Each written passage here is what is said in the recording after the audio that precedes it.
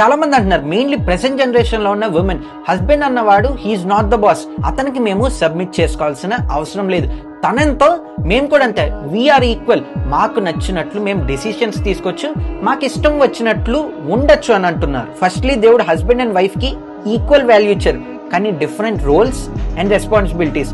Wife అన్నవారు 100% husband కి లోబడి ఉండాలి, మాట వినాలి, అండ్ ఆయన మాటే ఫైనల్ డెసిషన్ అన్నట్లు ఉండాలి. హస్బెండ్ అన్నాక ప్రొవైడ్ చేస్తాడు, ప్రొటెక్ట్ చేస్తాడు అండ్ లీడ్ చేస్తాడు. వైఫ్ అన్నాక సబ్మిట్ చేయాలి, రెస్పెక్ట్ ఇవ్వాలి అండ్ ఫ్యామిలీని బిల్డ్ చేయాలి. హస్బెండ్ అన్నవాడు ఫ్యామిలీని బిల్డ్ చేయలేడు, వైఫ్ మాత్రమే ఫ్యామిలీని బిల్డ్ చేయగలదు. హస్బెండ్ అన్నవాడు స్లాబ్ లాంటాడు, వైఫ్స్ పిల్లర్. వీళ్ళిద్దరికి అమేజింగ్ క్రైస్ట్ ఫౌండేషన్ ఉంటే ఫర్ ఎవర్ కలిసి అద్భుతంగా కొనసాగిస్తారు. బైబిల్ చెప్తుంది, మాట వినలేని భార్యతో ఉండడం కన్నా ఒక చిన్నపాటి షెడ్లో ఉండడం బెటర్ అని చెప్తుంది. ఎవరైతే ఫ్యూచర్ వైఫ్స్ అవుతారో, submit your self to your husbands. దేవుడు అలానే డిజైన్ చేశారు.